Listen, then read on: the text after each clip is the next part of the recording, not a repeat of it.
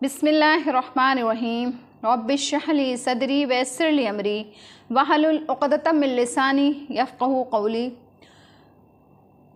آج کا مضمون انسانوں کے حقوق اور انسانوں کے آداب کا ذکر ہے۔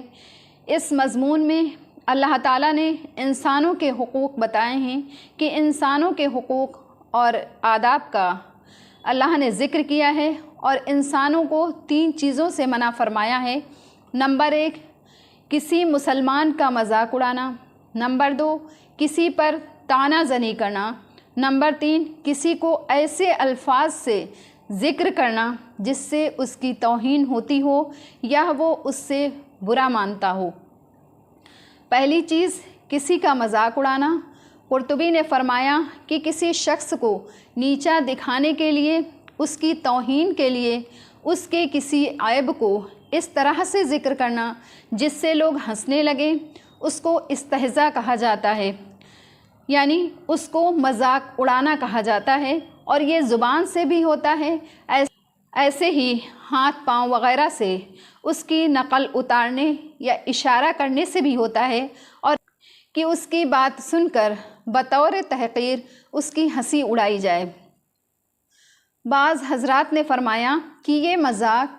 کسی شخص کے سامنے اس کا ایسی طرح سے ذکر کرنا کہ اس سے سب لوگ ہنس پڑیں تو یہ مذاق اڑانا کہلاتا ہے، اور ان تمام چیزوں سے اللہ تعالیٰ نے خود قرآن پاک میں منع فرمایا ہے اور یہ چیزیں حرام ہیں۔ مذاق اڑانے کی ممانعت کا قرآن کریم نے اتنا اہتمام فرمایا ہے کہ اس میں مردوں کو الگ مخاطب کیا ہے اور عورتوں کو الگ مخاطب کیا گیا ہے۔ یا ایھا الذین آمنوا لا یسخر قوم من قوم، دونوں کو یہ نصیحت کی ہے کہ جو مرد کسی دوسرے مرد کا مذاق اڑاتا ہے یا جو عورت کسی دوسری عورت کی ہنسی اڑاتی ہے، اس کو کیا خبر، شاید وہی اللہ کے نزدیک اس سے بہتر ہو۔ تو مرد کو مرد کا مذاق اڑانے سے اور عورت کو عورت کا مذاق اڑانے سے منع کیا گیا ہے۔ اب اگر کوئی مرد عورت کا مذاق اڑائے یا اسی طرح سے کوئی عورت مرد کا مذاق اڑائے تو یہ بھی حرام ہے، اور چونکہ شریعت میں مرد اور عورت کا ایک ساتھ ملنا جلنا یہ ویسے ہی حرام ہے۔ اس صحیح مسلم میں حضرت ابو ہریرہ رضی اللہ عنہ سے روایت ہے کہ رسول اکرم صلی اللہ علیہ وسلم نے ارشاد فرمایا کہ اللہ تعالیٰ مسلمانوں کی صورتوں اور ان کے مال و دولت پر نظر نہیں فرماتا، بلکہ اللہ تعالیٰ ان کے دل اور ان کے اعمال کو دیکھتا ہے۔ قرطبی نے فرمایا کہ اس حدیث سے ایک بات اور معلوم ہوئی کہ کسی شخص کے معاملے میں اس کے ظاہری حال کو دیکھ کر کے کوئی قطعی حکم لگا دینا تو یہ درست نہیں ہے، کیونکہ ہو سکتا ہے کہ جس شخص کے ظاہری اعمال کام کو ہم بہت اچھا سمجھ رہے ہیں، اللہ تعالیٰ جو اس کے اندر کے حالات کو جانتا ہے، جو اس کی دلی کیفیات کو جانتا ہے، وہ اس کے نزدیک برا ہو، اور جس شخص کے ظاہری حال اور اعمال کو ہم برا سمجھ رہے ہیں، اور جس شخص کے ظاہری حال اور اعمال برے ہیں، ہو سکتا ہے کہ اس کی باطنی حالات اور دلی کیفیات اس کے برے اعمال کا کفارہ بن جائیں۔ اس لیے جس شخص کو بری حالت یا برے اعمال میں مبتلا دیکھو تو اس کی حالت کو تو برا سمجھو، مگر اس شخص کو حقیر ذلیل سمجھنے کی اجازت نہیں ہے۔ اور دوسری چیز جو اللہ نے منع کیا ہے،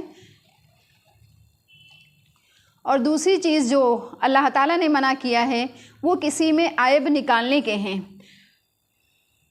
اور دوسری چیز جو اللہ تعالیٰ نے منع کیا ہے وہ کسی میں عیب نکالنے کے ہیں، عیب ظاہر کرنے کے ہیں یا عیب پر طعنہ زنی کرنے کے ہیں۔ اللہ فرماتا ہے وَلَا تَلْمِزُوا أَنفُسَكُمْ، یعنی کہ ایک دوسرے کو طعنہ نہ دو۔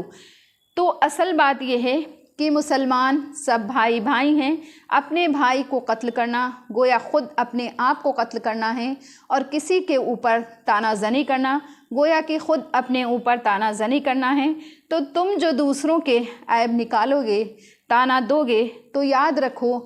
کہ عیب سے تو کوئی خالی نہیں ہے۔ تو کوئی انسان عادتاً عیب سے خالی نہیں ہوتا تو تم اس کے عیب نکالو گے، وہ تمہارے عیب نکالے گا۔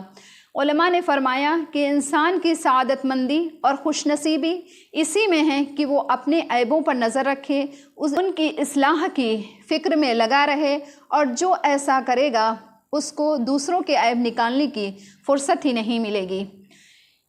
ایک شعر ہے، نہ تھی حال کی جب ہمیں اپنی خبر، نہ تھی حال کی جب ہمیں اپنی خبر، رہے دیکھتے لوگوں کے عیب و ہنر، پڑی اپنی برائیوں پہ جو نظر، تو جہاں میں کوئی برا نہ رہا۔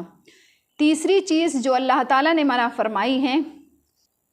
وہ کسی دوسرے کو برے لقب سے پکارنا ہے جس سے وہ ناراض ہوتا ہے، جیسے کہ کسی کو لنگڑا کہنا، لولا کہنا یا اندھا کہنا یا کانا کہہ کر کے پکارنا، اس لفظ سے اس کا ذکر کرنا۔ اسی طرح سے جو نام کسی شخص کی تذلیل کے لیے استعمال کیا جاتا ہے اس نام سے اس کو پکارنا۔ حضرت ابن عباس رضی اللہ عنہ فرماتے ہیں کہ کسی شخص نے کوئی گناہ یا برا عمل کیا ہو اور پھر اس سے توبہ کر لیا ہو، اس کے بعد اس کو اس برے عمل کے نام سے پکارنا، مثلاً چور یا زانی یا شرابی وغیرہ۔ اب اگر اس نے توبہ کر لی ہے تو اس کو پچھلے عمل حدیث میں رسول اللہ صلی اللہ علیہ وسلم نے ارشاد فرمایا ہے کہ جو شخص کسی مسلمان کو ایسے گناہ پر آر دلائے جس سے اس نے توبہ کر لی ہے تو اللہ نے اپنے ذمے لے لیا ہے کہ اس کو اسی گناہ میں مبتلا کر کے دنیا اور آخرت میں رسوا کرے گا۔ سنت یہ ہے کہ لوگوں کو اچھے لقب سے یاد کیا جائے، لوگوں کو اچھے نام سے پکارا جائے۔ اللہ تعالی ہم سب کو ان تمام گناہوں سے بچنے کی توفیق عطا فرمائے، آمین۔